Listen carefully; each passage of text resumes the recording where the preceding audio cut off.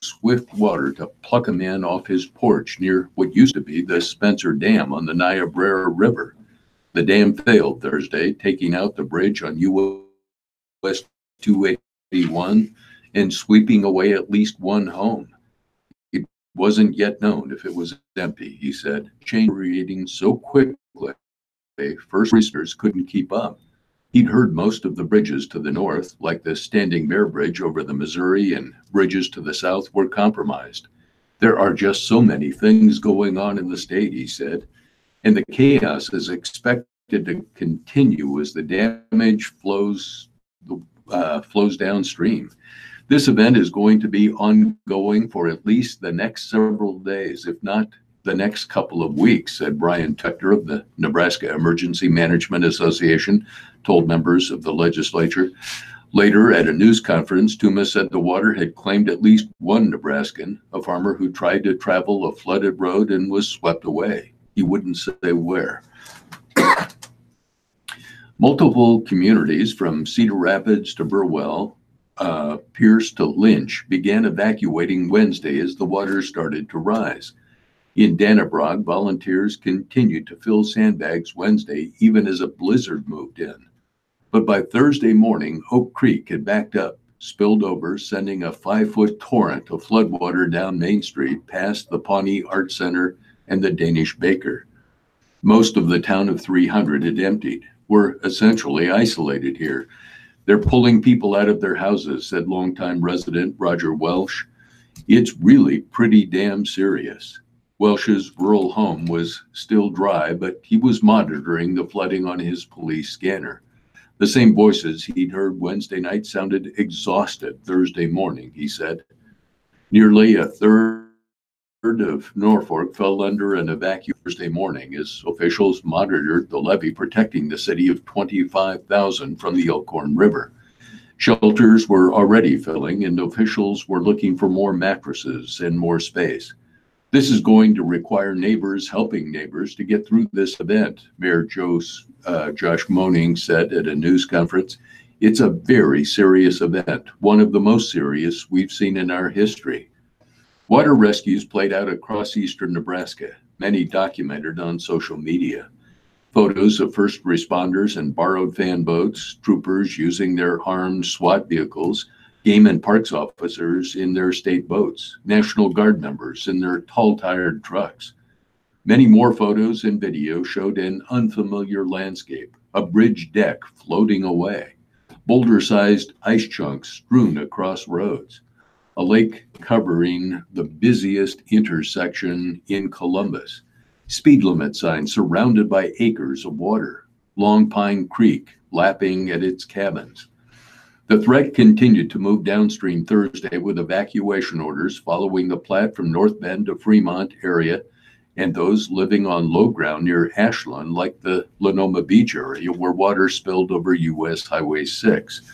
Sarpy County warned residents who live near the Platte to be ready to leave at a moment's notice, and Plattsmouth declared a water emergency, shutting down after raided by floodwaters.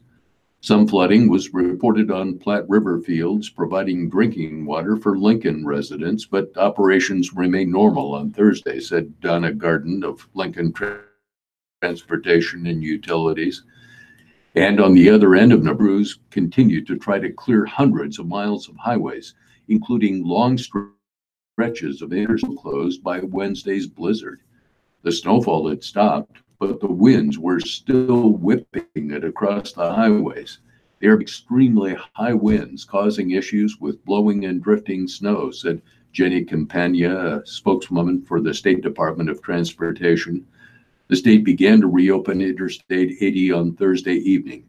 Parts of the Panhandle were buried by a foot of snow or foot and a half of snow, and all of that moisture will ultimately move east toward the already swollen rivers. Our other problem is with the snowfall that's out in the Panhandle, that's going to melt, Tuma said. So we've got to wait for that to get flushed through the system. I'm retired from the Army Corps of Engineers. I can tell you words and pictures do not describe the misery that these people are going to face over the next several months. A first-timer explores Omaha fish fry frenzy. This is Matthew Hansen's column. The smell slaps my nostrils the moment I swing into my driver's side door. I follow the scent toward the entrance. If this were a Scooby-Doo cartoon, it would be visible, and I would be floating toward it, leading with my nose, then descend the stairs into a dark, dank hallway. I stop to stare at a sign. No unattended children left in the tunnel. There were no unattended children here, but there were hundreds of people in the maze-like tunnel, drinking beer in the dim light. At first, I think that they are in line, and I attempt to find the line's end. Then I realize they are standing in this tunnel by choice. This tunnel is a weird makeshift bar. I meander left and right through the tunnel, pushing past the crowd, the smell growing stronger with each step. Finally, I emerge out the other side, now standing in a cafeteria inside a Catholic church basement, blinking in the light. I'm blinking because there is a thin layer of smoke hovering a few feet from the ceiling, the unavoidable eye-stinging atmospheric layer produced by the frying of thousands of pieces of Lenten seasoned fish. I'm also blinking because I can't believe how many people are here. There are more people here than can fit into any Omaha restaurant, more people than attend almost any Omaha church, more people than do almost anything in this city except cheer on Creighton at the CHI Health Center and rock out to your uncle's favorite band during the Memorial Park 4th of July show. I walk over to Mike Albright, one of the several dozen longtime volunteers who run the Omaha institution commonly known as the Holy Name Fish Fry. Is this a normal Friday, I ask? Nah, he said, a little slow. I walked into Holy Name last Friday because I have lived in Omaha for 13 Lents now and somehow failed to attend a fish fry here. I came because the whole idea of the massive Omaha fish fry befuddled me a little. Why do thousands of people push their way through a dank hallway to sit beneath an atmosphere layer of fish smoke? What attracts them? Moths to the Holy Name fish flame year after year after year. I'm not sure what the attraction is, the attraction is the fish, though this fish is pretty tasty. It's Icelandic pollock, purchased through a U.S. fish brokerage and delivered frozen to this church basement in big boxes. The fish is chopped into chunks and thrust into a repurposed donut machine that coats the fish in beer and egg batter.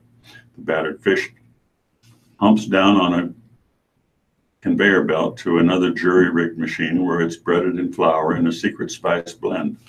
The whole enterprise looks like something Doc Brown might have designed to get Marty McFly back to 1985.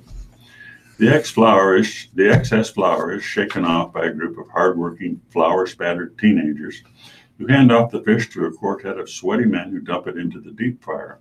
After frying is complete, it's dumped into a pan and moved to the front of the lunch line where the hungry diners await. Hot fish, the Holy Name fish fry volunteers yell before placing it onto platters with coleslaw, French fries, and a slice of white bread.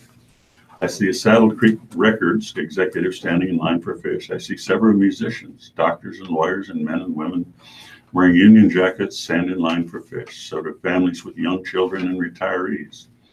When I sit down, on one side of me is a Catholic priest. On my other side is a small child in a Ninja Turtles t-shirt who slides a fry toward me to share and then yanks it back, shoves it into his mouth, and shoots me a devilish grin.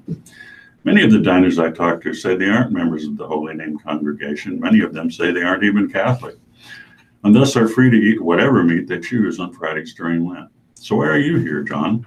Look around, John Thorogood tells me. You see anyone here with their cell phones out? I look around. I see 0 people staring at their smartphones. That's why, he says. John is a retired firefighter, and as it happens, the eldest brother of George Thorogood. Yes, that George Thorogood, the one who sang and still sings Bad to the Bone. Like so many people here, George Thorogood's big brother and his wife started coming here soon after the Holy Name fish fry began 36 years ago. John does not measure that time in years. He measures it in cars. We had an Explorer, then an Oldsmobile, 2 Blazers, and now an Equinox, he says. So we're on our 5th car since we started coming to this fish fry. Most everyone I talked to said they have dipped their toe into another fish fry somewhere else in the city, and why not? You can get baked cod at St. Matthew in Bellevue, fried catfish for lunch at St. Benedict the Moor in North Omaha, or salmon and shrimp at St. Stephen the Martyr in Millard, where you do not have to be a seafood martyr. Tired of fish? There are 5 meatless pastas at St. Pius X in Benson and Orsi's Pizza at Our Lady of Lourdes in Hanston Park.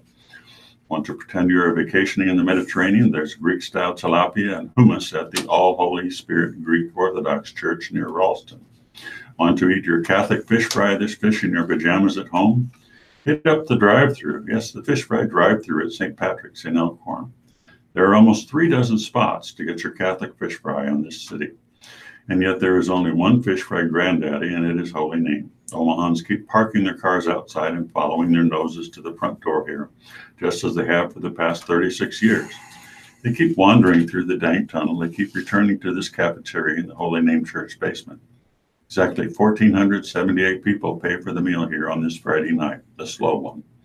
They keep eating here and drinking the $3 Busch Light and playing the pickle cards because it's the Omaha thing to do, says Jenny Jackson, who punctuates her statement by eating a hunk of hot fried fish. Soon I leave my first ever Holy Name fish fry experience, a smile plastered on my face. Only then do I realize I've made a terrible rookie mistake. I have worn a blazer and my good winter coat into the church basement, and now I'm not following the smell. The smell of fish, the smell of the Holy Name fish fry has sunk into my clothing. It is following me all the way home. And in some breaking news, flooding in parts of the Midwest has left 1 man dead and threatens a Nebraska dam and nuclear power plant as heavy rains mixed with a melting snowpack swell waterways to historic levels. An unidentified Nebraska farmer was killed Thursday after the tractor he was using to attempt to rescue a stranded motorist was carried away by floodwaters, the World Herald reported. The incident occurred at Shell Creek near Columbus in eastern Nebraska. Erickson Dam in north central Nebraska is at high risk of failing as the Cedar River continues to rise, according to a report by the National Weather Service. Officials in Boone County downstream from the dam also warned of the imminent failure of the dam, Boone County News reported. Both agencies are warning impacted residents to seek higher ground. In Nebraska, a utility company placed sandbags around a threatened nuclear power plant Thursday as the Missouri River continued to rise, the World Herald said in a separate report. Mark Becker, spokesman for the Nebraska Public Power District, told the newspaper that if the river rises to 45.5 feet this weekend, as projected by the National Weather Service, the Cooper Nuclear Station, which accounts for 35% of NPPD's power, will have to be shut down. Becker noted that should the plant shut down, NPPD will be able to get power elsewhere, and they don't expect the closure to lead to outages. On Thursday, NPPD lost another small electric plant when the Spencer Dam failed at the Niobrara River and caused a large ice floe to jam a hole in the building. Workers inside the building were uninjured, Becker told the newspaper. The failure also forced the evacuation of dozens of residents along the river. The Knox County Sheriff's Office posted a notice on Facebook Thursday morning warning residents that the dam had been compromised. The Nebraska State Patrol tweeted a photo that showed a bridge on Highway 281 over the Niobrara River south of the dam had washed away. The widespread flooding prompted Lieutenant Governor Kim Reynolds to sign Iowa Governor an emergency disaster proclamation Thursday, which allows state resources to be used in response to flooding in the state. Nebraska Governor Pete Ricketts had issued an emergency declaration on Tuesday. So far, 19 locations across the Midwest have set new flood crests, said Weather.com senior meteorologist John Erdman. These include 8 locations in both Iowa and Nebraska, 2 in South Dakota, 1 in Wisconsin. Erdman noted that the flooding will continue through the weekend and highlighted a possible flood record of more than 2 feet on the Missouri River at Brownsville, Missouri. Property tax proposal may include income tax cut. From Lincoln, lawmakers may include a state income tax cut in their property tax relief plan. Thursday evening, during a second closed-door planning session by the legislature's Revenue Committee, legislators discussed the possibility of slightly reducing state income taxes, as well as corporate income taxes, to gain more support for their proposed $500 million plan. Cutting income taxes has long been the top priority of the state's business groups, like the Nebraska Chamber of Commerce and Industry. They say that the state's top income tax rate of 6.84% discourages talented workers from locating in Nebraska. Corporate income taxes, which are paid by some of the largest companies, also draw complaints because the rate, 7.81%, is much higher than that paid by small businesses, which pay their taxes as personal income tax. The reduction discussed for both was to 6.75%. State Senator Britt Lindstrom of Omaha, who prompted the discussion, said support of the state's business sector will be essential if the property relief tax package is going to win approval. I think it makes it a lot easier to pass, said Elkhorn Senator Lou Ann Linehan, who chairs the Revenue Committee. Last time Nebraska made a major change in tax policy, Legislative Bill 1059 passed in 1990. It took the support of four major groups: farmers, ranchers, urban homeowners, educators, and business, that often have differing priorities. Farm groups are already screaming for property tax relief, saying Nebraska's producers pay the nation's highest property taxes, making it hard to turn a profit and remain competitive. Homeowners in Omaha and Lincoln are also complaining after seeing steep increases in valuations. Linehan has set a goal of crafting a property tax package by mid-April, so lawmakers have plenty of time to debate the issue before they adjourn in June.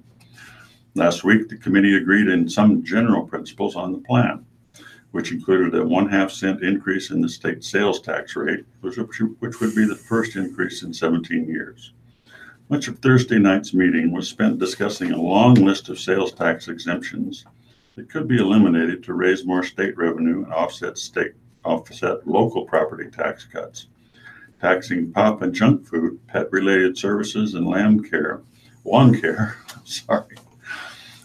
got a general thumbs up from the 8-member committee, while imposing sales taxes on hair care, massages, and food served by universities and hospitals did not.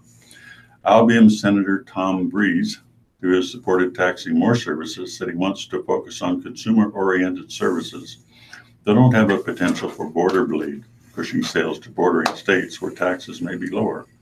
The committee has abandoned raising taxes on beer, wine, and liquor after it prompted a huge backlash from craft brewers. But on Thursday, they discussed raising the state's cigarette taxes, which are currently 64 cents a pack, but keeping them lower than in Iowa, which charges $1.36 a pack. Also discussed Thursday were bills introduced by Senators Carl Friesen of Henderson and Mike Groen of North Platte, which would revamp the state's program for state aid to K-12 education. Such bills could become the vehicle to fund property tax relief by increasing state aid to offset lower.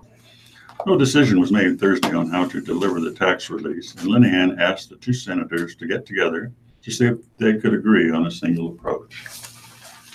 On a snowy Sunday during Lincoln Senator Kate Bull's first year in the legislature, she was at the Capitol catching up on some work when a young woman came into her office. The woman had come in to get warm, Bull said, and asked to use the phone to call family members. When she couldn't reach them, she started to cry, Bull said. The woman, the senator learned, was in a mental health crisis, and so Bowles drove her to get medical help. I'm so grateful that those providers were there to help that young woman in her moment of need, she said. Bowles was speaking at a news conference along with 60 behavioral health providers to advocate for LB 327, which would increase by 5% each of the next 2 years the Medicaid and Probation Administration service provider rates paid for mental health service and substance abuse treatment. The woman's story reminded her that if Nebraska doesn't adequately address behavioral health, it will come walking in and knocking on our door, and we will be required to pay more attention to it. Too many people go without the necessary care, Bowles said. A study by the Behavioral Health Division of the Department of Health and Human Services showed rates paid to providers is from 7 to 35% below the actual cost of providing the services. But Governor Pete Ricketts' budget proposal recommended a 2% increase for a long-term care service only. The legislature's preliminary budget recommended 2% increases across the board for Medicaid providers, including physicians, hospitals, and nursing homes. Bull's bill to get providers the reimbursements they need will have a hearing March 26 in front of the Appropriations Committee. Nationally and in Nebraska, about 62% of mental health providers and 69% of substance abuse providers rely on funding from public sources like Medicaid, according to Annette Dubas, Executive Director of the Nebraska Association of Behavioral Health Organizations. We cannot continue to sustain quality efforts at rates that are far less than what it costs to do business, said Topher Hansen, Executive Director at Centerpoint, which provides addiction and mental health treatment. We are relying on charitable people in our community to make up the difference. It's not the one way to run a good system. The last thing a great community wants is a fragile behavioral health system, he said. At Centerpoint this year, he said they will serve about 3,200 people, about 30% of whom are Medicaid clients. 3 years ago, when managed care came in, the providers all went down to base Medicaid rates and have not increased rates since then. Mary Barry Magnuson, Chief Executive Officer of St.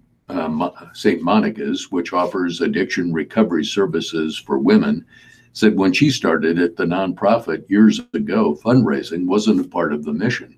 And today, almost all of us have staff that are dedicated just to fundraising because that gap has grown so large. In order to survive, we've had to become development experts, which is not what we got into the business to do, she said. The lack of rate increases over the years has led to more than 25 providers in the state closing, said Pat Connell, Vice President of Behavioral Health for Boys Town National Research Hospital. It makes it very difficult to recruit mental health professionals to move into the state of Nebraska because we cannot pay competitive rates that they're getting in other states, the salaries that they're getting, Connell said. Nearly 1 in 5 Nebraskans has a mental illness, but 88 of Nebraska's 93 counties are designated as federal mental health professional shortage areas, said Andy Hall, Vice President for Advocacy for the Nebraska Hospital Association. 78 counties have no practicing psychiatrists and 32 counties have no behavioral health provider of any kind. Well, it's a bit early, but we'll start reading the obituaries. From the Omaha World Herald, Martz, Lola E. Martz, age 84, died January 15th. Services will be held Friday, March 15th at 10:30 a.m. at the West Center Chapel of Heaphy Hoffman. Interment will be at the Evergreen Memorial Park. Namowitz, Sarah, May, age 12. She was from Tabor, Iowa.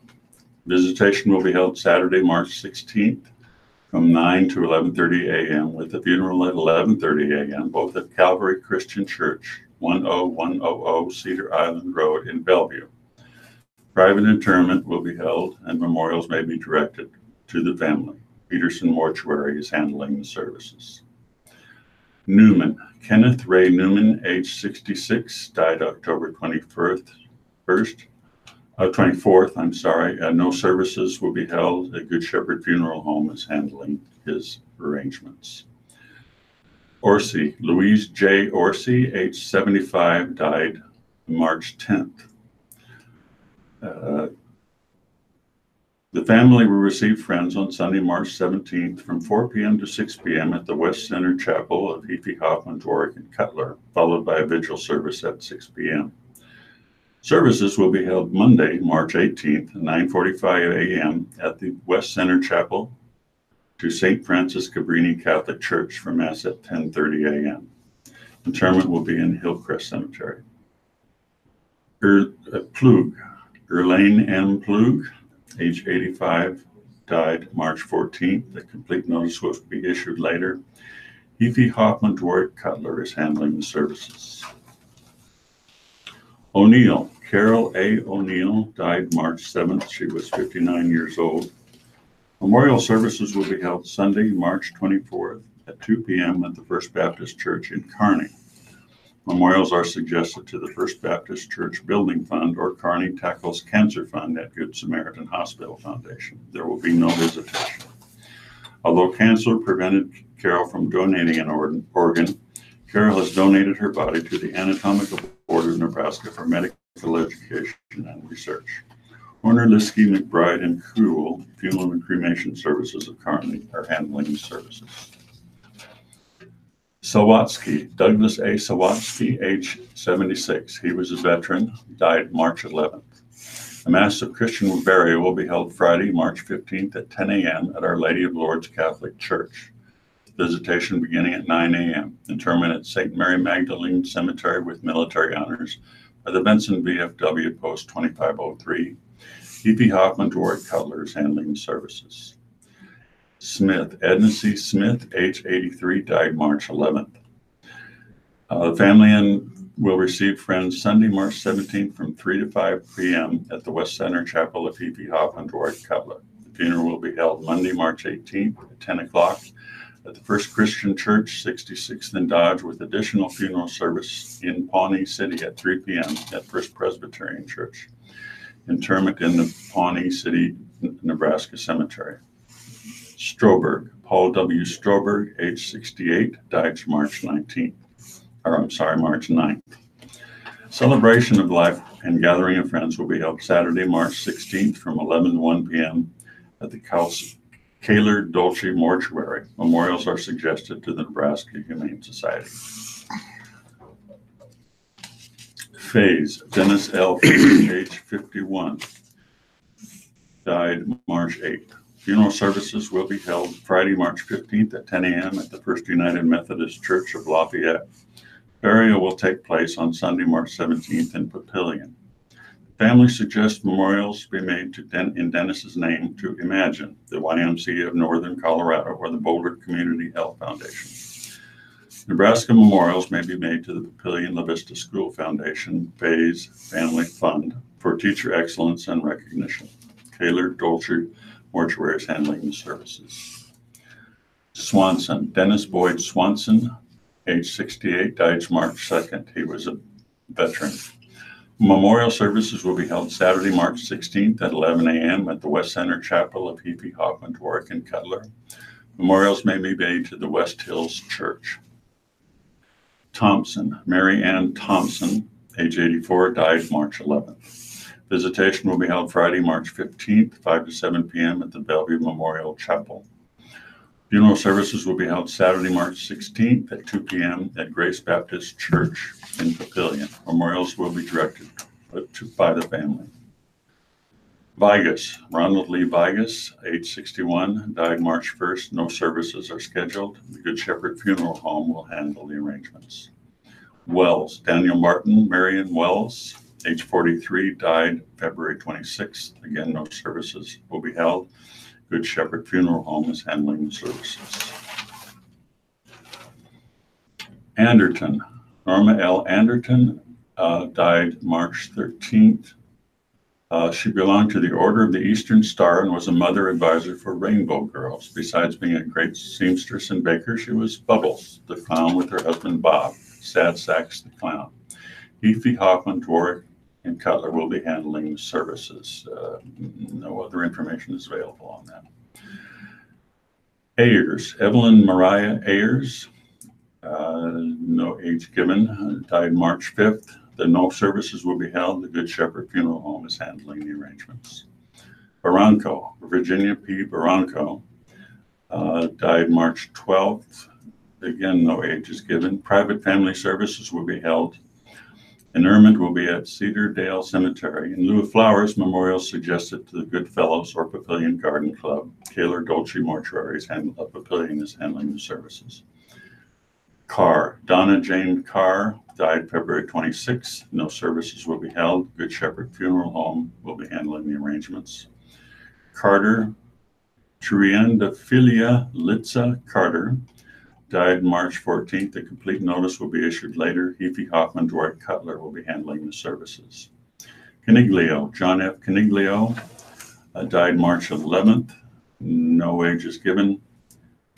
He was a veteran.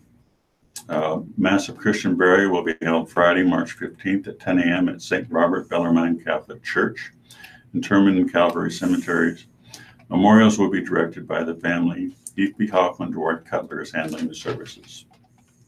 Crowley, Clement Benedict Crowley died March 13th. Again, no age is given. He was a veteran. Visitation will be held Sunday, March 17th, 4 to 6 p.m. with a vigil service at 5 p.m. at Cutler O'Neill Meyer Woodring Funeral Home in Council Bluffs. Mass of Christian burial will be held Monday, March 18th, 1 p.m. at St. John Church at Creighton University in Omaha. Memorials are suggested to St. John Church at Creighton University. Cutler O'Neill Meyer Woodring handling the services. Ducey, Darlene M. Ducey, died March 12th. The Mass of Christian burial will be held Saturday, March 16th at 11 a.m. at St. Cecilia Cathedral. Interment will be at Calvary Cemetery. Memorials to the St. Cecilia Grade School. Fifi Hoffman, Dory Cutler will be handling the services. Falcone, Sarah Falcone, died March 7th. She was 94 years old and was born in Sicily. The family will receive friends on Friday, March 15th from 5 p.m. to 7 p.m. at the West Center Chapel of Fifi Hoffman, Dory Cutler. Mass of Christian burial will be held Saturday, March 16th at 10 a.m. at St. Robert Bellarmine Catholic Church. In lieu of flowers, memorials to the Santa Lucia Festival Committee. Fenner, Matthew R. Fenner, died March 13th. He was a veteran. A prayer service will be held Monday at 6 p.m. with military rites tendered by the Canesville Honor Guard, followed by visitation with the family until 8 p.m. at St. Patrick's Catholic Church, 4 Valley View Drive. Memorials to the National Veterans Foundation, University of Nebraska at Omaha Library, or the Council Bluffs Public Library. Cutler O'Neill Meyer Woodring is handling the services.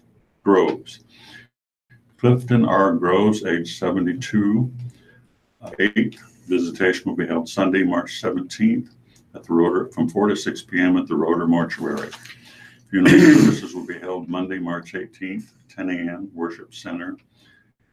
Interment at Monday, 1 p.m. at the Omaha National Cemetery. Roder Mortuary will be handling the services. Huser, James M. Huser, died March 13th. Visitation will be held Saturday, 10th, 11th at the Roder Mortuary. Memorial services Saturday, 11 a.m. also at Roder Mortuary. Jackson, Ina Mae Jackson, died March 12th. She was 94 years old. Visitation will be held Saturday, 3:30 to 4:30 p.m. at the Risen Sun Christian Village in Council Bluffs. Funeral will be held Saturday, 4:30 p.m. also at the Risen Sun Christian Village. Hoy Kilnoski Funeral Home and Crematory will be handling the services. Johansson, Robert C. Bobo Johansson, died March 10th. His visitation will be held Friday, 5 to 7 at Roder Mortuary. Funeral service Saturday, March 16th at 10 a.m. at Northwest Hills United Church of Christ in Omaha. Roder Mortuary is handling the services. Jordith, Sheila R. Jordith, died March 10th. Visitation begins at Saturday, March 16th at 10:30 a.m. at the West Center Chapel of Fifi Hoffman, Dory Cutler, followed by a memorial service at 11:30 also at Fifi Hoffman, Dory Cutler. Memorials may be directed to the family. Kafka, Ronald J. Kafka, died March 11th. He was a veteran. Visitation begins on Monday, March 18th at 8:30 a.m. at Holy Cross Catholic Church, followed by a Mass of Christian burial at 9:30 a.m. Military honors will be held at the church. Memorial to the Holy Cross Catholic Church, Fifi Hoffman, Dwight Cutler is handling the services. Keene, Robert A. Bob Keene, age 78. He was a veteran. Visitation will be held Sunday, 2 to 4 p.m. Memorial service Monday, 10:30 a.m., all at Mayer Funeral Home. In lieu of flowers, donations to Bob's favorite charities, Wounded Warriors, and the British American War Museum in England.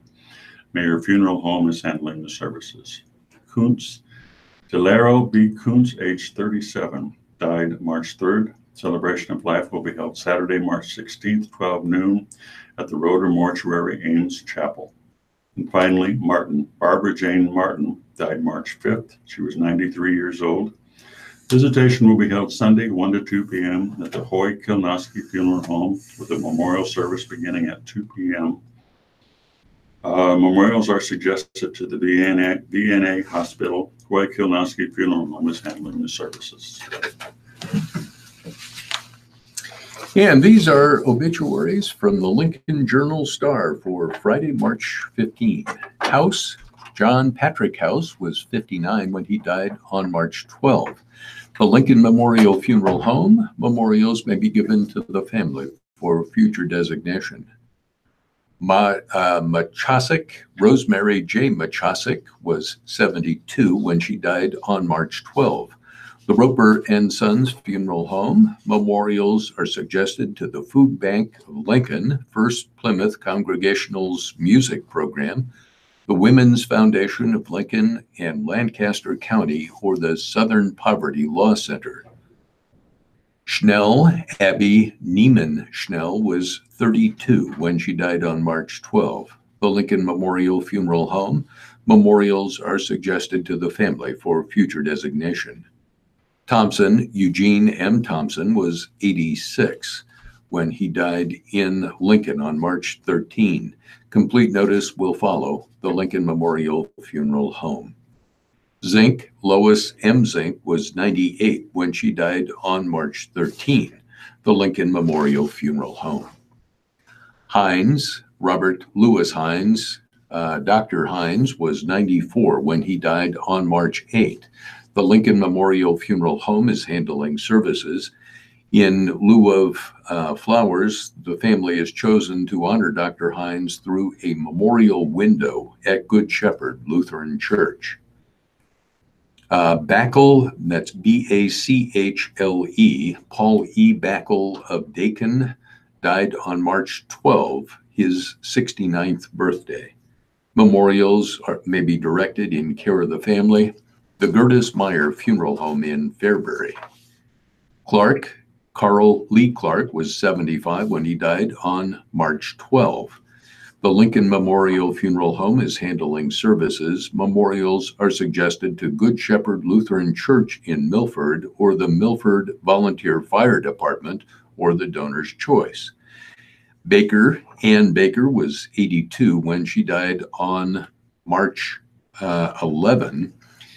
In lieu of flowers, memorials may be directed to a charity of your choice. Celebration of Life will be 11 a.m. Saturday, March 30 at St. Paul United Methodist Church. Listeners' memorials to the Radio Talking Book Network are tax deductible, and they go a long way toward keeping us on the air. Please keep Radio Talking Book in mind when memorials are listed as donor's choice or your favorite charity. Donations may be sent to Radio Talking Book. Our address is 7101 Newport Avenue, Suite 205 in Omaha, Nebraska.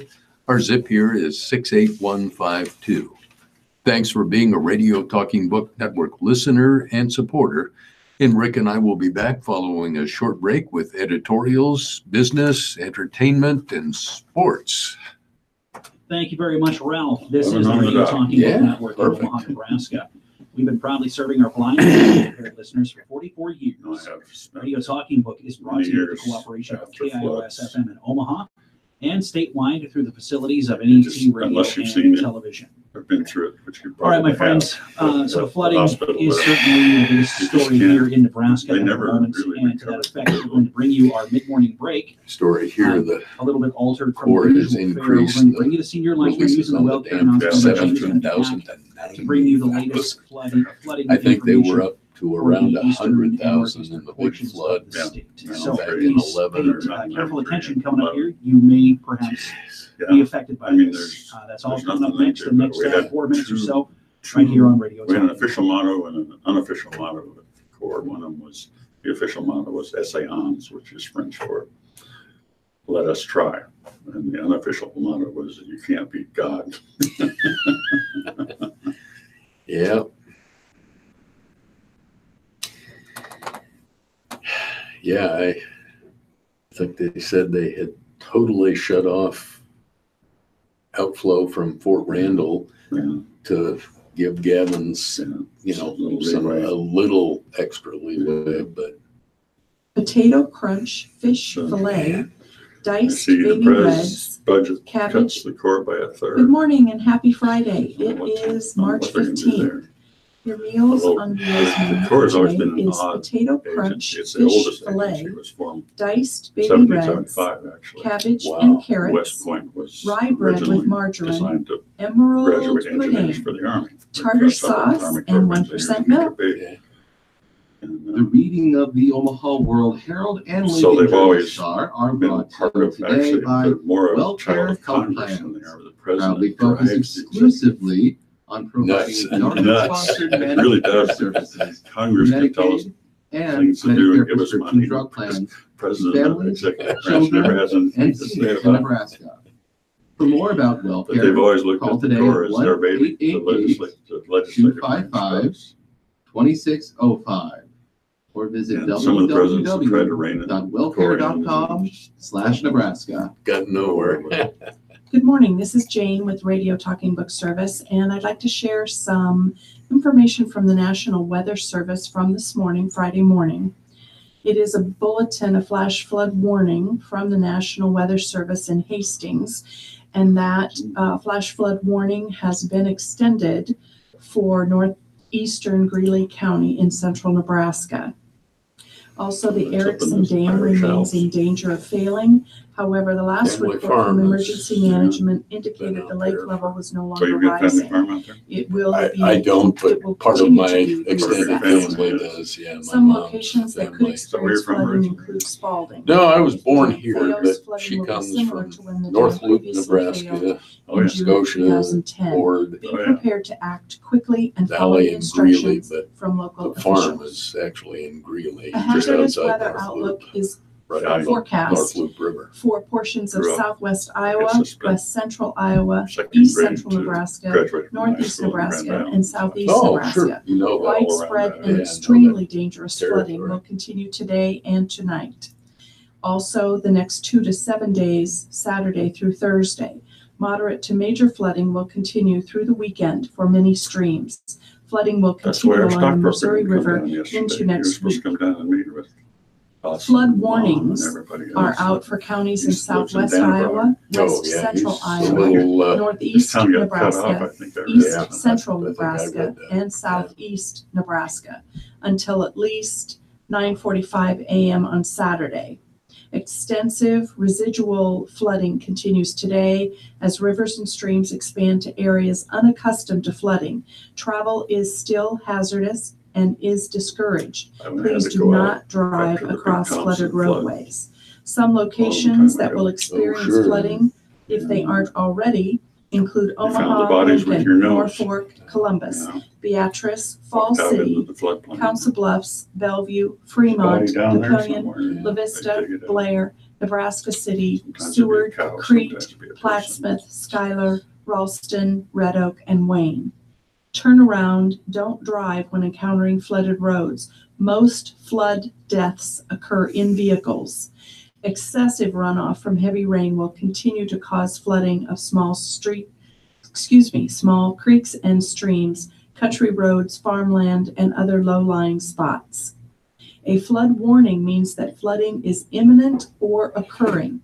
All parties should Where's she take reading that necessary from? precautions She can read from her immediately. office. I think she's A recording. flood warning it. continues for the Elkhorn River in Waterloo Well, they said it was and Bulletin, also yeah. in Wahoo and Valley. Moderate flooding is occurring and record flooding is forecast. Valley, as of 10 o'clock this morning, has announced immediate evacuation. That is in Valley, Nebraska, as of 10 a.m., immediate evacuation. Please stay tuned to your local radio and TV stations so I've after never the live learned to readings float of our ever. newspapers, because we won't probably break in with any other announcements. So Totally stay tuned agree. to your local radio and news channels. Thank you very much, Jane. And of course, bulletins are still coming into the studio as the program unfolds. My phone is blowing up in You my go first, pocket why as I not? talk to you right You now. can if you want. Two more alerts of note. Sarpy County, the officials of Sarpy County are encouraging everyone to evacuate who lives along the Missouri River. So again, if you live or are listening in Sarpy County, you will want to evacuate. Also, the Union Dike has broken. Once again, the Union Dike has broken. This will cause extensive flooding in the Elkhorn and Platte rivers. With that said, let's go back to Studio A for the remainder of the newspapers this morning. Yeah, once again, turning the microphones over to Ralph Morocco and Rick Miner. Go ahead, gentlemen. Hello, we're back. I will read the opinion page from the Omaha World Herald. From the Public Pulse, John Bruckner writes, potholes have a value. To the City of Omaha Public Works Department, please do not repair the potholes on South 45th Street between Center and Leavenworth Streets.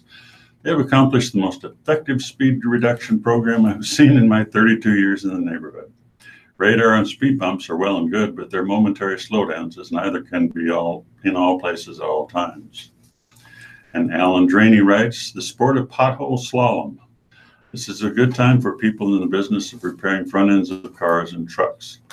It is also a good time for drivers to slow down. At normal speeds, it's extremely difficult to execute what I like to call the pothole slalom without bumping into parked cars or vehicles in neighboring lanes or drawing your teeth loose. Perhaps the pothole slalom can be an added event in the next Winter Olympics. And Robert Benson writes, the mayor is pothole proof. I'm sensing a theme here. This winter has proven that Jean Stothard is one of the smartest mayors in the country. Last year, she requested to be provided with a vehicle from the city instead of driving her own. This winter has proven that a smart decision that was. The City of Omaha is responsible for bent rims and flat tires on the mayor's car, excuse me, from hitting potholes. If she were still driving her own vehicle, she would have to pay for repairs herself. A very wise decision. And Carrie Hansen writes, better roads should be a priority. After listening to all the stories on how bad the roads are in town and driving the roads, and listening to the mayor say how much money it would take to bring the roads back up to standards and how they don't have it, I have one question. How much money are we putting into the Jean Leahy Mall to update it and connect it to Heartland Park? While I have to agree it will beautify our downtown area, it's really necessary at this time. Money will be spent on updating our roads would be a more viable solution. We need to rethink our spending and projects that would be a benefit to all of us who travel in the city and not just the tourists. And Vicki Westcott writes, bribes and elite schools. The job of a parent is to raise a responsibility, raise a responsible, productive adult. The parents who allegedly bought their children into universities through William Singer, Fed's college admissions scam biggest ever prosecuted from the March 13th World Herald, effectively told their children, you didn't measure up to my expectations. What a sad legacy for those children to carry the rest of their lives. Mary Jo Burns writes, private pastures for wild horses. I'm outraged that our government pays landowners for care for wild horses that few can adopt and serve no purpose. They want more owners because the horses are multiplying. This is a waste of our taxes. Megan Smith writes, a call to leadership. Governor Pete Ricketts is quoted in the World Herald March 12th as saying that he condemns the anti-Semitic and racist comments made by his former campaign worker, which do not reflect my beliefs or the beliefs of Nebraskans. I appreciate the governor's swift statement and renouncing this former staffer's action and statements, but he fails to recognize the obvious. There are people among us who hold hateful, closed-minded, and hurtful beliefs. To me, the governor's remarks were disingenuous, and he passed an opportunity. Clearly, these are beliefs some Nebraskans uphold and espouse. They even exist in the governor's own house. The governor who is offended by these remarks should take these unfortunate, very public and personal reoccurrences as a call to leadership by first acknowledging that, sadly, those views do exist in Nebraska society. And then by doing something about it, there's still time and opportunity. Let's hope. And finally, Dan McGlynn writes, remembering legendary drummer. When I was an aspiring young drummer in LA in the 70s, it was Hal Blaine who took me under his wing. Once he even let me sit next to him during one of his recording sessions. Now, what a time I had. Blaine's drum tracks and the rest of the Wrecking Crew were the foundation of pop music of the 60s and 70s, from the Beach Boys to Frank Sinatra and Elvis Presley to the Carpenters, the Fifth Dimension, the Mamas and the Papas. Hal and the crew helped make them megastars. The last time I talked with him was a year ago on his 80th birthday. One of the things I asked him was how he wanted to be remembered. He said he just wanted to be known as a good guy. He was so much more than that. Rest in peace, Mr. Drummerman. And these are letters to the editor appearing in the Lincoln Journal-Star. Philippe Longora of Lincoln writes, as someone who has worked alongside James Michael Bowers in supporting the advancement of foster youth in the Lincoln community and seeing his commitment to empowering those around him personally and professionally, I strongly support him for city council. He's been invested in the neighborhood through many community organizations and is keenly aware of Northeast Lincoln's needs. As a social worker, James knows how strong and diverse families help make up strong neighborhoods and contribute to a vibrant and growing city. His time on the Northeast Family Center and Fresh Start Home Boards of Directors showed dedication to the community and how to listening to folks from both sides of the aisle. He truly cares for this city and knows what it takes to make it better. We need someone with his dedication, passion, and perspective in leadership. That's why I'm backing James Michael Bowers. Richard Terrell of Lincoln writes, House Speaker Nancy Pelosi assures us that Representative Ilhan Omar's alleged anti-Semitic hate speech was the unintended consequence of Omar's having had a different experience with words, resulting thereby in her being misinterpreted. Omar, however, is evidently an intelligent woman who speaks English fluently, and Pelosi's evaluation is patronizing nonsense aimed at a woman of color, disparaging her intelligence. Indeed, one might invoke racism in this instance. Any reasonable observer should give Omar credit for expressing herself clearly. She hates Jews and the nation of Israel. In this, she forcefully speaks for many in America's so-called progressive political culture. Give her credit where credit is due. Hate speech is not difficult to craft, understand, or speak, and Omar has mastered it well. Paul Morrison of Lincoln writes, some Nebraska legislators need a lesson in the First Amendment, especially those voting no on LB 627, the protections for LGBTQ workers.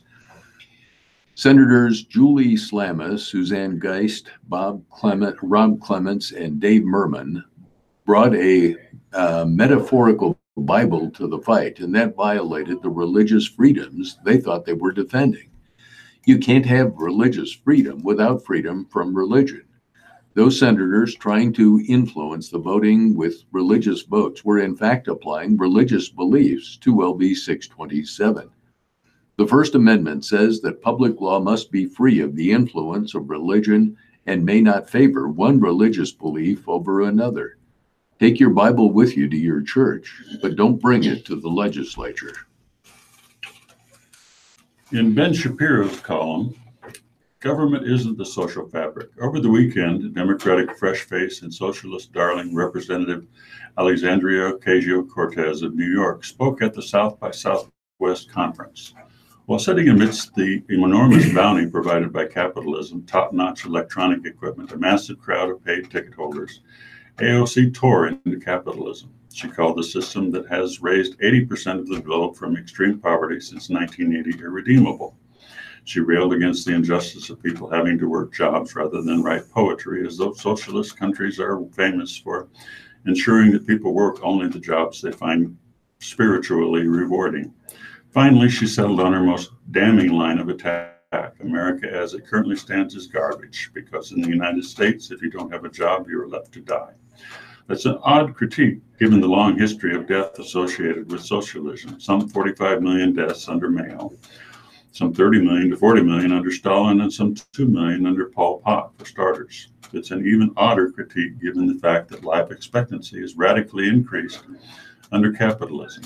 In 1850, the average European life expectancy was 36.3 years, while today the average life expectancy across Europe stands at approximately 80.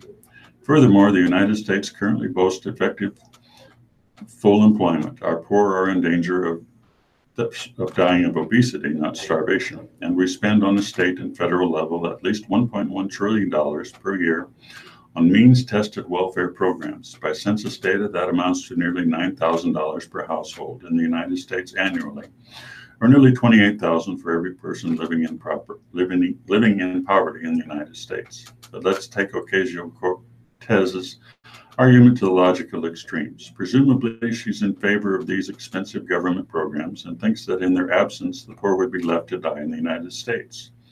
Is that true? Absolutely not. Ocasio-Cortez makes the same mistake so many on the left do. She conflates government redistributionism with the social fabric itself. In her view, there is no social fabric absent government. What's more, non-governmental social fabric is a threat to equality, as Senator Bernie Sanders put it in 1981. I don't believe in charities. The New York Times reported that Sanders questioned the fundamental concepts on which charities are based, since government was the only entity positioned to help the impoverished. That's sheer nonsense. Before the rise of the massive welfare state, Americans gave massive amounts of charity. In 1926, religious congregations spent more than $150 million on projects other than church maintenance and upkeep, with state government spending just $23 million and local government spending $37 million, according to economist Jonathan Gruber of MIT and Daniel Hungerman of the University of Notre Dame. Americans have always given enormous sums to charity, and those charitable activities come along with something government redistributionism can't achieve: the feeling of social belonging and of membership in a social fabric. Free markets create prosperity, and government isn't the social fabric. Recognition of those two simple facts explains what made America thrive and can help us thrive again, in spite of those who would prefer to tear down markets and social fabric and replace them with the heavy hand of centralized government. The cartoon in the Lincoln Journal-Star today comes from the Buffalo News. It shows an elephant dressed in a very nice business suit, carrying a sign with a ban deficits, the deficits with the red slash circle over the word deficits, staring up at a very, very tall stack of paper that is labeled the largest budget in history. And the plaque on the wall indicates it's Trump Tower. Our next column today will be Kathleen Parker's column appearing in the Lincoln Journal-Star. Some days you wake up and think, nope, not getting up. I call these column days. Then there are those other times when you practically hurl yourself from the sheets in a grand jet because Bubba the Love Sponge and Tucker Carlson. I call these proof of the deity. Bubba is a radio shock jock in Tampa, Florida, and Carlson, of course, is the Fox News anchor who used to wear bow ties. Forever cursed with preppy looks, he's known these days for, shall we say, overcorrecting. His aversion to political correctness has become so acute that he routinely says mean things that ostensibly hurt people's feelings. His plain-spoken ways have also made him a multi-millionaire who makes his Fox predecessor and heretofore unrivaled smirking bully, Bill O'Reilly, seem boyishly pranky. Apparently, Carlson hasn't always been so charming. Between 2006 and 2011, he was a somewhat regular feature on Bubba's show. Recently unearthed tapes compliments of the dogged archaeologists at Media Matters reveal that Carlson was shockingly jockish in some of his musings, causing the mind-benders to dust off their high dudgeon. They say Carlson is an anti-Muslim Iraqi phobe, a misogynist, and, a white guy. Yes, Carlson is a professional acquaintance, but not a dear friend. Let me explain. First, what Carlson said on Bubba's show about Iraq is abominable.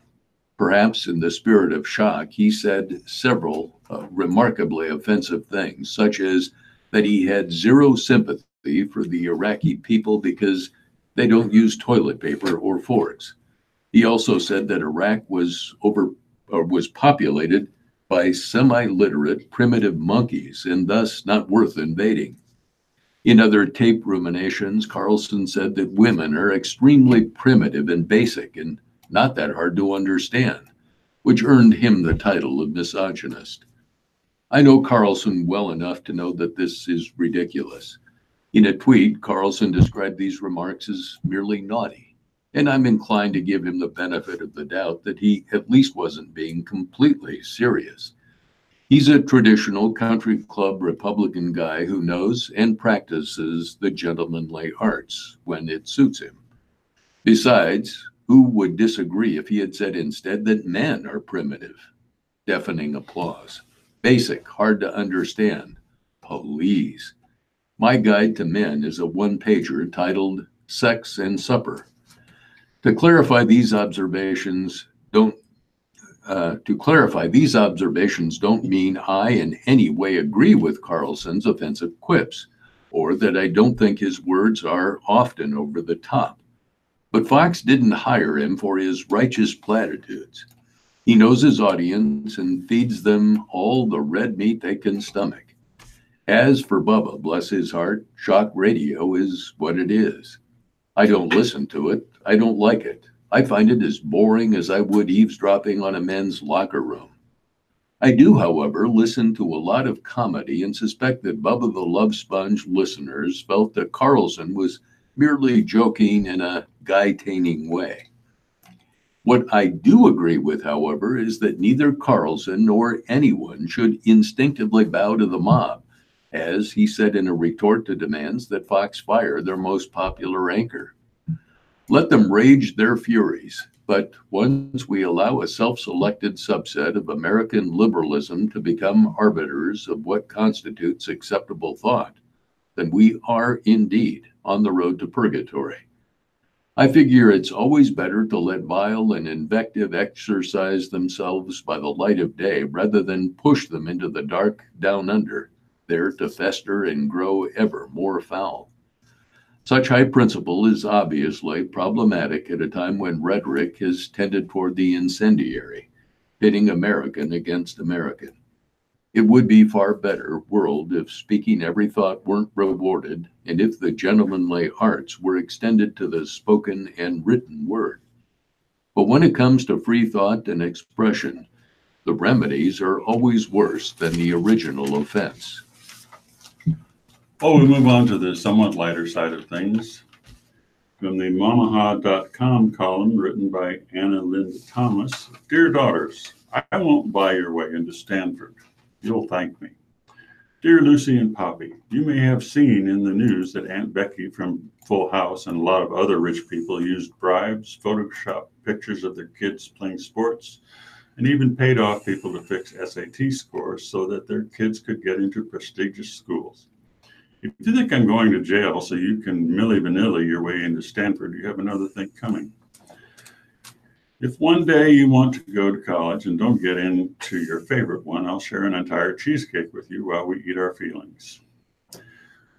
I'm your mother, it's my job, but I'm not paying a cool million so you can skip your feminism during the Black Plague class due to a hangover. Besides, and this seems to be something lots of rich people are apparently forgetting, receiving an honor, a scholarship, an award, or even a hug that's fake, paid for, or insincere, will haunt you wherever you go. A deep insecurity will nestle into your bones and will follow you the rest of your life. Because you'll know, even if no one else does, that you created a foundation on a lie. You'll live in a cycle of trying to prove your worth. You'll be defensive and edgy when put to the test. Your anxiety will drive you to overcompensate and worse, push people away so that when they never figure it out, you don't deserve to be there. And that may not be true. You may very well deserve to be there in the grand scheme of things, but let me tell you, girls, when you get there the wrong way, that could have been a blessing, will chip away at your soul, chip by chip, piece by piece, and lead you so far away from who you were supposed to be that you will long for something desperately, never quite realizing what you long for is yourself. Talk about not worth it. So what? Your grades aren't good enough to get in. Big whoop. Rejection is so fabulous, you don't even know. It's one of the most powerful drivers to greatness. So no, I'm not joining Aunt Becky in the slammer. Us Thomas girls can be mediocre together on our own merit. We can be free to be ourselves. And if we want, work our way to the freaking top the old-fashioned way. When you fail, get rejected or get snubbed for first place, I'll be here with a cheesecake and 2 forks. We'll get working on a new dream together, one that's better, truer, and is all yours. Besides, Dad and I are still paying off our own student loans, so our hands are pretty tied at rigging the system at the moment. All my love, Mom. And this is the Ask Amy column appearing in the Journal Star. Dear Amy, my husband and I have season tickets to our local symphony. Before the start of each concert, audience members are asked to silence all cell phones and not record any part of the performance. During the last 2 concerts we attended, we've sat behind several people who have whipped out phones and recorded the concert. Last time, one couple, besides recording, had rather loud conversations and proceeded to take selfies in the dark. We were not the only people disturbed by this. I do know that recording the performance upsets the musicians, and the loud talking and photography bother the audience. Amy, could you please give a rundown of a few concert-going rules and explain why there should be no filming of any public performances? Signed, Enjoying the Music. You're enjoying. Here's some very clear direction lifted from the New York Philharmonic website. Audience members may take photographs before and after the concert, as well as during intermission and applause. Please note, however, that no photography or recording of any kind is permitted during the performance. Anyone seen using a camera, smartphone, or other device for these activities will be asked to leave. And here is a quote from an article published in Billboard magazine. Federal law imposes civil penalties for the unauthorized recording of live performances or the transmission or distribution of such. This is true even if the bootlegging is not done for commercial gain. The statute provides that anyone who engages in these prohibited acts is potentially liable for money damages. A court may also impound applicable recordings. Some popular performers are now requiring that audience members actually surrender their phones when entering a venue. Performers and conductors have the right to perform without their intellectual property being recorded and possibly shared. Audience members have the right to enjoy a performance without being subjected to the obvious distraction of bright smartphone lights. Selfish audience members need to understand that they are not part of the evening's performance. No one is entranced by becoming an unwitting photobomb in their selfies. Ask anyone around you to please stop using your phones now. If they refuse, get an usher immediately. Dear Amy, our daughter, a college freshman, had a very limited social life in high school. She was well liked in school, but on weekends, perhaps because she didn't drink or smoke, she was mostly at home, but not unhappy. At the end of senior year, she met a boy and started dating. She was going out and having fun, still not partying, though. He was a nice boy, but not wildly ambitious. We remained neutrally supportive, knowing that she was going away to school. He works retail jobs, lives at home, and is now smoking pot. Meanwhile, we found out through a glitch in the family iMessage that she's seeing a guy in her college town. He's not in college, but works in a sandwich shop. We don't know what to do. On the one hand, we feel stupidly old-fashioned and classist. On the other, we feel our smart, charming daughter deserves better. Is there a way to talk to her about this? Or should we keep faith in her and let things take their course? Signed, New Old-Fashioned Dad. Dear Dad, yes, you are reacting to this relationship in a way that is old-fashioned and classist. The idea, for instance, that someone is not good enough because he's working versus going to your daughter's college is patently ridiculous. He could be taking a gap year to care for an ill family member. He could be working at a sandwich shop until he can afford to pay for his own education. Or he might be an underachiever who has fantastic taste in women. This relationship has nothing to do with you until your daughter chooses to disclose it to you. Having a variety of relationships will be an important part of your daughter's education. She must be allowed to explore and experience. And yes, you should definitely retain an attitude of supportive neutrality. From the Heloise column, Samantha H. of Fresno, California writes, Dear Heloise, my husband wants to rent an RV, in capital letters, this year and have all of us go on a vacation to Alaska, again in capital letters. I'm worried.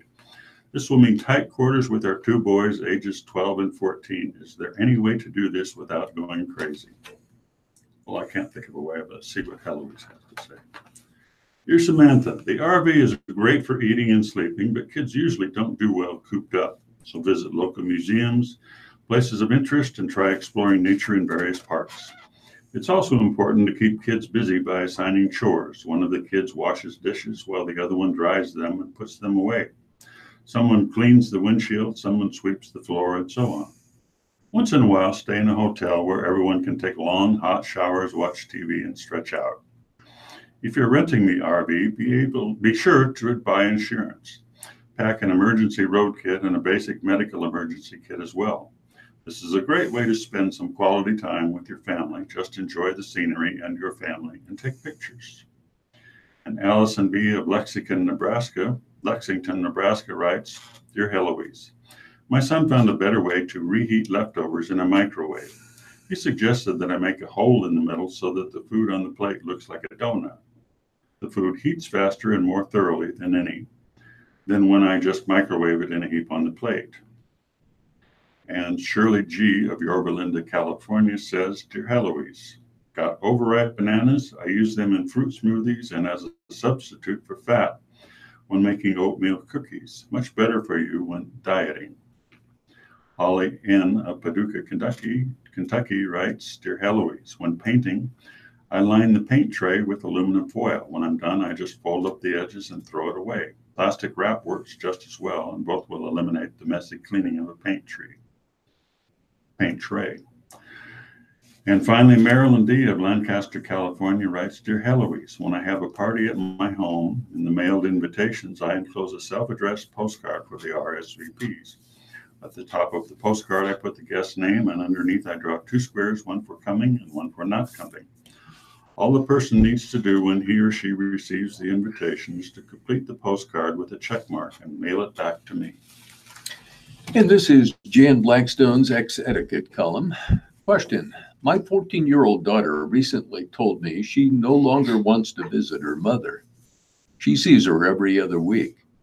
Mother was diagnosed bipolar disorder 2 years ago, did not agree with the diagnosis, and refuses to take medication. According to my daughter, her mother is very unpredictable and picks fights with her.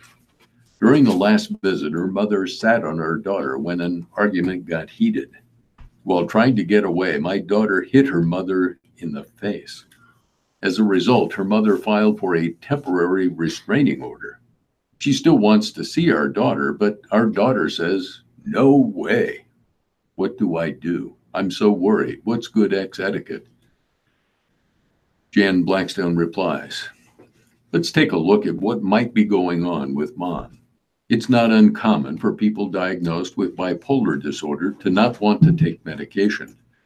Those I have counseled have expressed that they simply don't want to take medication for the rest of their lives.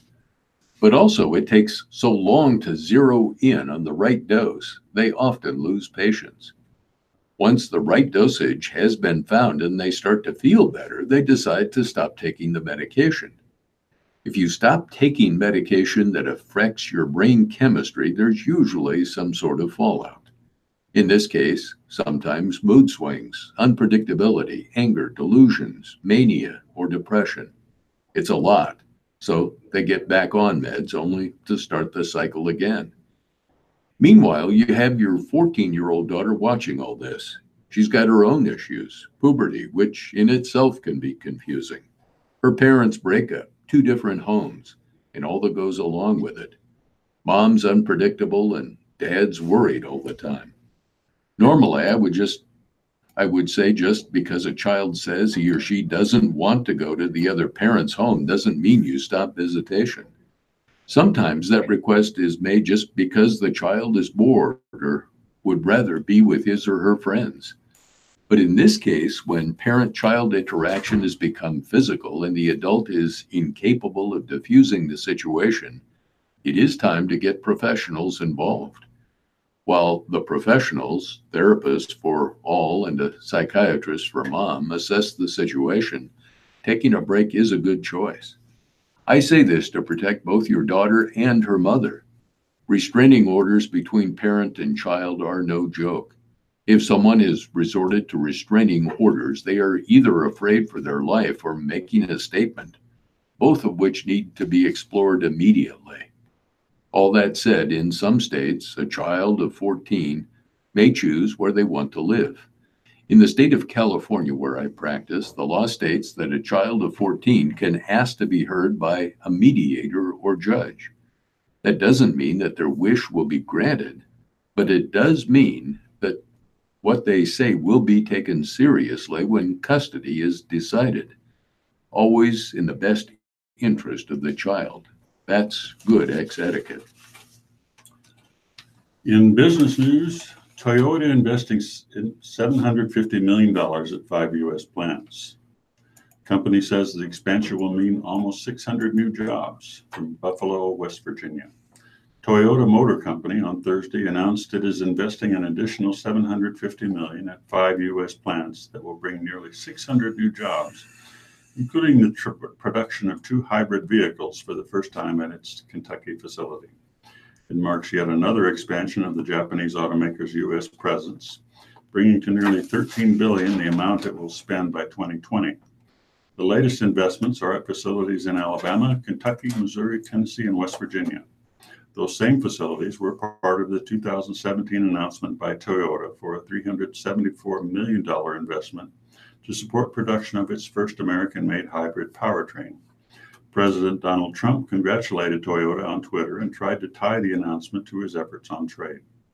Referring to an agreement with Canada and Mexico that would replace the 25-year-old North American Free Trade Agreement, Trump said, "Big news for U.S. auto workers. The USMCA is already fixing the broken NAFTA deal." The revised version of NAFTA, negotiated by the Trump administration, regarded by many as a modest recasting of the original agreement, has not been approved by Congress. Trump made no mention when a Chevrolet Cruze factory in Ohio recently closed, the first of 5 North American plants that GM intends to close by early next year. Toyota Motor North America CEO Jim Lentz said the driving forces behind the overall investment has been consumers' insatiable appetite for light trucks over passenger cars, pointing to Highlander and RAV4 production and past pickup truck production. "But if I'd be disingenuous if I didn't say we also have an eye on trade," Lentz said. USMCA is part of that, but these decisions we're making today are really driven by consumers and our product portfolio going forward for the most part. The majority of stocks were down on Wall Street yesterday. The Dow Jones Industrials were an exception. They were up 7 points, 7.05 at 25,709.94. They're up 10.2% year to date, but up only 0.03% yesterday. The NASDAQ was down 12.49 or 0.16 percentage point at 7,630.91. It's showing a 15% gain year to date. The S&P 500 was off 2.44 at 2,808.48, up 12.03% year to date. Oil for delivery in April was up 35 cents, settling at $58.61 on the New York Mercantile Exchange.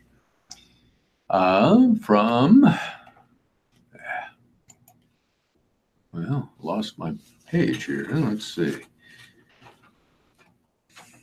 Here we go. From New York, Facebook says its lengthy outages over the past day were the result of a server configuration change. The outages affected countless users and advertisers worldwide. Some people weren't able to reach Facebook's website and apps, including Facebook, Messenger, Instagram, and WhatsApp. The length of the outage is another publicity problem for a company already dealing with privacy issues and regulatory probes. The outages started midday Eastern Daylight Time on Wednesday. There were still sporadic problems Thursday morning. Facebook did not say how many users were affected or why the outage was so long. In a tweet about 24 hours after the problems began, Facebook apologized and thanked people for their patience. It didn't elaborate on the server change. From Washington, the U.S. long-term mortgage rates fell this week, with the benchmark 30-year home loan reaching its lowest level in more than a year as a potential inducement to homebuyers. Continued uncertainty over Britain's scheduled departure from the European Union suppressed interest rates on U.S. Treasury bonds and, consequently, mortgage rates. Mortgage buyer Freddie Mac said the average rate on the 30-year fixed-rate mortgage declined to 4.31% from 4.41% the previous week. The latest 30-year average rate was the lowest since February 2018. The average stood at 4.44% a year ago. Mortgage rates climbed for much of 2018 and peaked at nearly 5% in early November. The average rate this week for 15-year fixed-rate loans slipped to 3.76% from 3.83% a week earlier. Baltimore starts demolition in a sea of vacant houses. Crews in Baltimore started demolishing a blighted block of vacant homes this week as the city ramps up efforts to reduce its thousands of boarded-up eyesores. Mayor Catherine Pugh said her administration wants to eliminate abandoned houses and pave the way for new investment and long-awaited revitalization. The city has had at least 16,000 uninhabitable homes for many years, and the mayor said she wants to shrink that number to 15,000.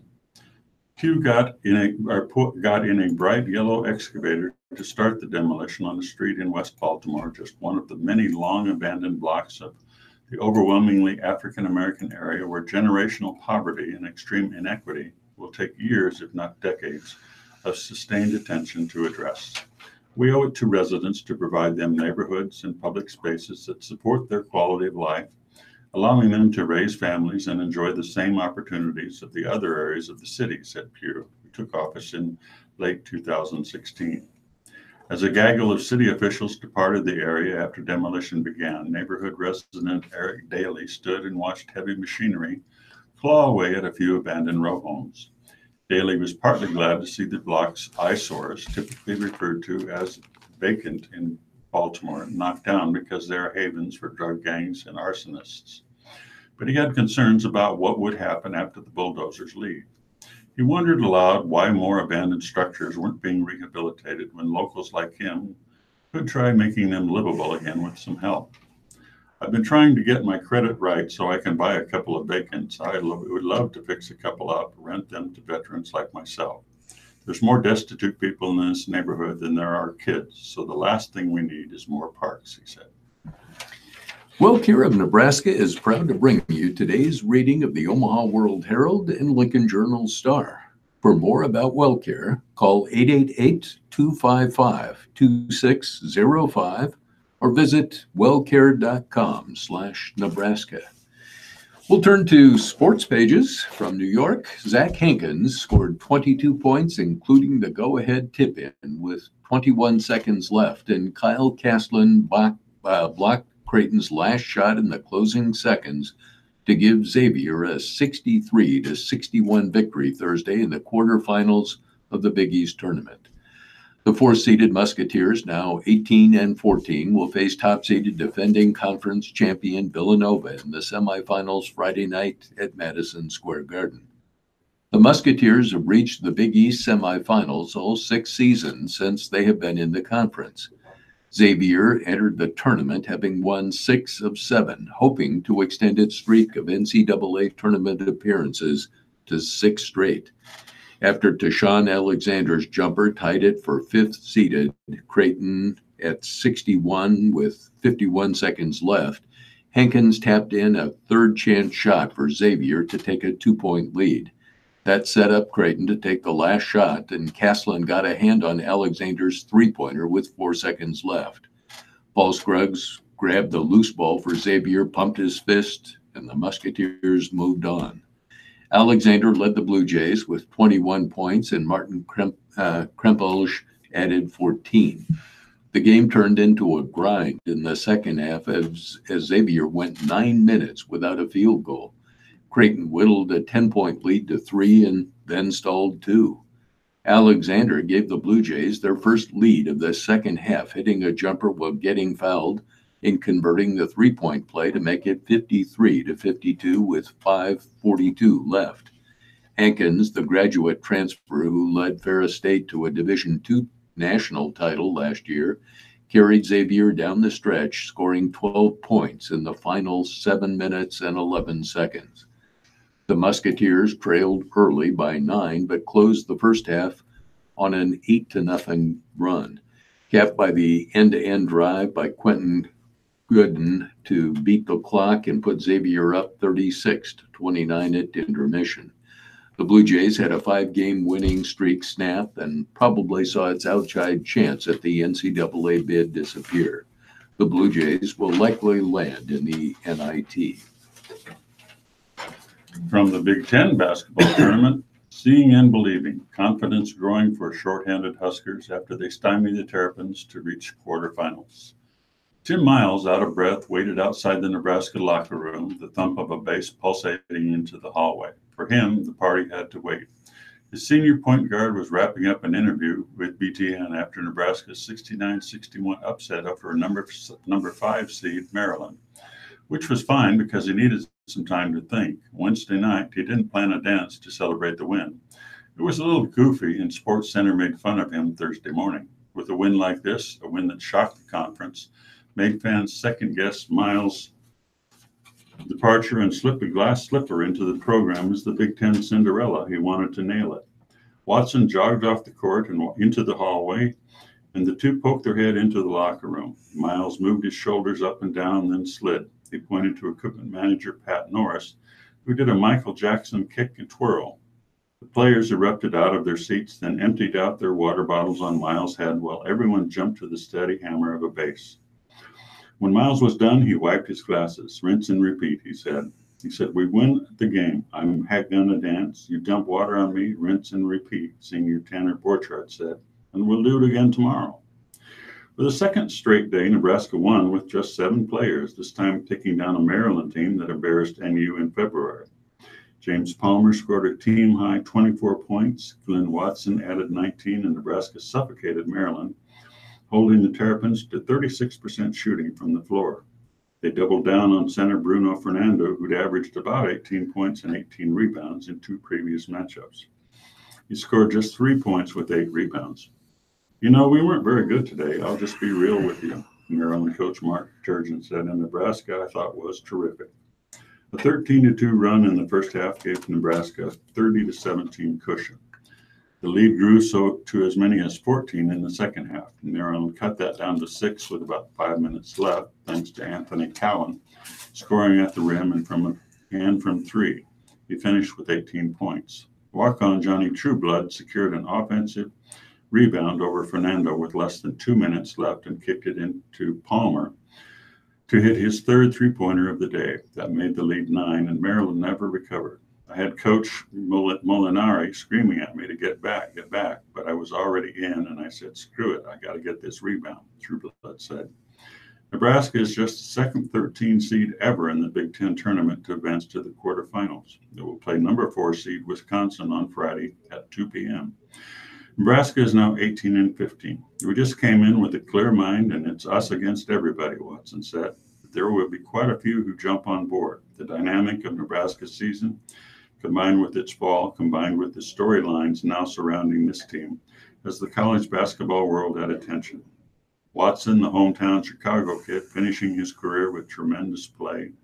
Trueblood, the walk-on from Elkhorn South, making a name for himself.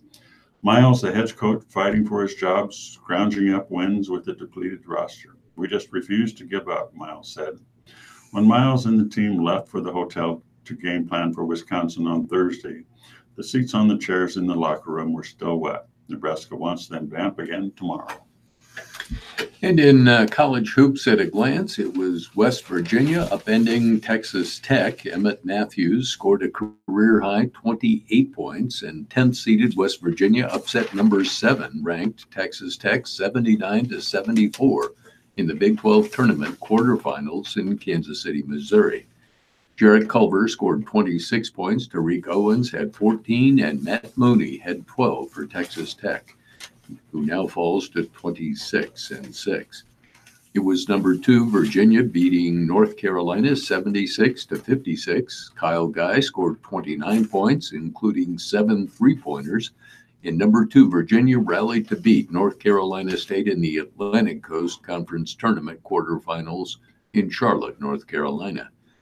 Number 3 North Carolina defeated Louisville 83-70. Luke May had 19 points. Kobe White added 17, and North Carolina beat Louisville in the ACC quarterfinals. It was number 5 Duke beating Syracuse 84-72. Freshman Zion Williamson scored 29 points in his return after missing nearly 6 full games, and Duke won at the ACC tournament. Number 12, Florida State defeated number 16, Virginia Tech, 65-63 in overtime.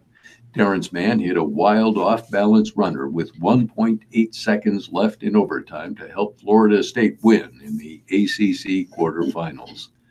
Number 14, Nevada beat Boise State, 77-69. Jazz Johnson scored 20 points, and Nevada rallied in the Mountain West quarterfinals in Las Vegas. It was number 15, Kansas State, defeating TCU 70-61. Xavier Sneed scored 19 points, and Kansas State rallied from a slow start to beat TCU in the Big 12 quarterfinals. Number 18, Buffalo defeated Akron 82-46. Jeremy Harris scored 23 points for Buffalo, which routed in the Mid-American quarterfinals in Cleveland. And number 22, Auburn defeated Missouri. The score here, however, reads 71-71, but the text, which I'll read, indicates that Auburn won that game. In Nashville, Tennessee, Bryce Brown scored 17 of his points in the second half, and Auburn beat Missouri in the SEC tournament. But I really don't have a score there. Number 23, Marquette beat St. John's 86-54. Marcus Howard scored 12 of his 30 points in a 23-2 second-half run, and Marquette routed St. John's in the Big East quarterfinals in New York.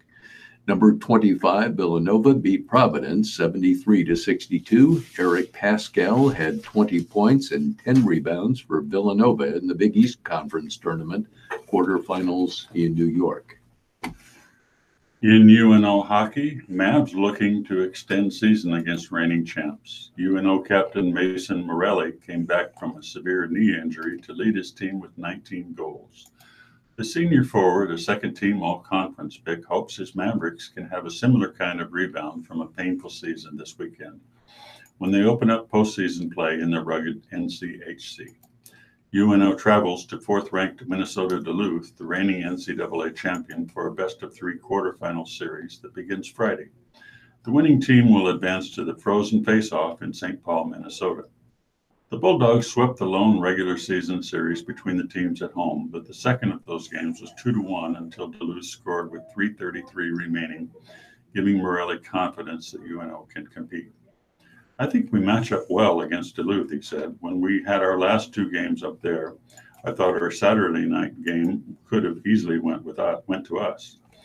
We could have split with them. We kind of need to play the way we know we have to. It's kind of do or die, so our backs are against the wall. It was a rough regular season for the Mavs, facing the toughest schedule in school history, one that ranked second nationally behind Duluth's. UNO struggled to a 9-22-3 finish, its lowest win total in 15 years and second worst overall record in program history. Its 5 league wins matched an all-time low. That's been a tough pill to swallow for Morelli, a finalist for the NCHC's Forward of the Year, and his 8 fellow seniors. They arrived in Omaha immediately after the Mavs made an appearance in the Frozen Four, but will graduate without making an NCAA tourney appearance unless they make a playoff run. It's kind of coming to a close here, hopefully later rather than sooner, Morelli said. We've just got to be ready on Friday and put our hearts out there. The guys are going in really ready and really confident. Minnesota Duluth, 21-11-2, has backed up its national title with a strong regular season. It finished second in the conference to top-ranked St. Cloud State, which edged the Bulldogs 4-3 twice last weekend in St. Cloud. UMD is 11-3-1 at home this season, including its 7-2 and 3-1 wins over UNO. But this is the matchup the Mavs were hoping for. Going into the final day of the regular season, they were going to be heading to either Duluth or St. Cloud, which has gone 15-0-1 on its home ice this year. Obviously, we were hoping to get Duluth in our matchup, UNO coach Mike Gabinet said. Our preparation is all about us right now. We're not worried about who we're playing up there. I'm excited for the opportunity. We've got a chance to compete in the postseason and keep our season alive. The Mavs are 2-13-1 on the road this season and are entering the playoffs on a 7-game winless streak. UNO has suffered 6 one-goal losses since the start of 2019, including 2 just last weekend. Although it has won only 3 games in the new year, the team improved greatly in that stretch. If you would have told me we'd be in a bunch of one-goal games against that type of opponent this season, I would have taken that opportunity, Gabinet said. It just shows the level that we've grown this season, individually and collectively. Now we're excited about the opportunity to extend our season. The Mavs have never advanced to the Frozen Faceoff. Doing it now, which would take a major upset over last year's champions, would change how this year is remembered. Morelli would be just fine with that. That would be huge, not only for myself, but the other seniors and maybe even the rest of our team, he said. I think that would be a very, very, very important thing for the guys. That would just mean a lot. We've never been to Minneapolis or St. Paul. It just harder. And this is Steve Sippel's column. There's an extremely compelling story brewing in Chicago. Would you really count out Nebraska against 19th ranked Wisconsin in Friday's quarterfinal game of the Big Ten tournament?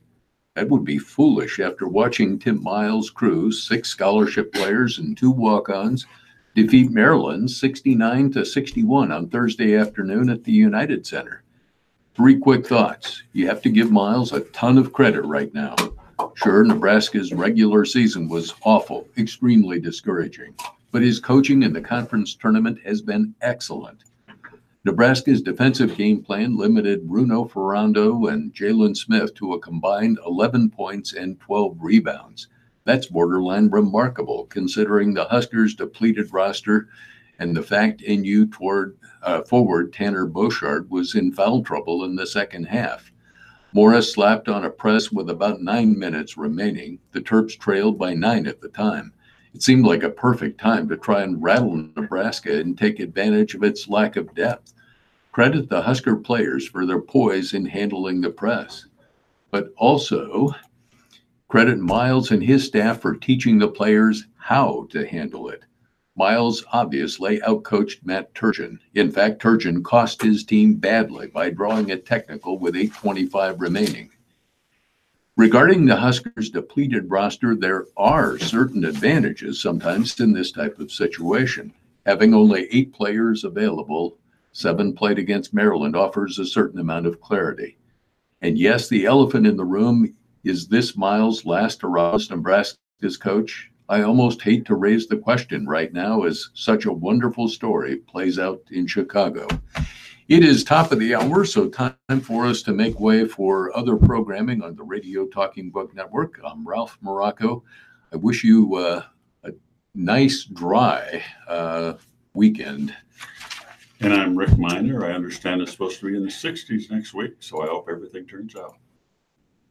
Thank you very much, Ralph Morocco and Rick Miner, for doing another wonderful job reading from the Lincoln Journal Star, the Omaha World Herald for us today. Another one in the can. We're tuned to the Radio Talking Book Network.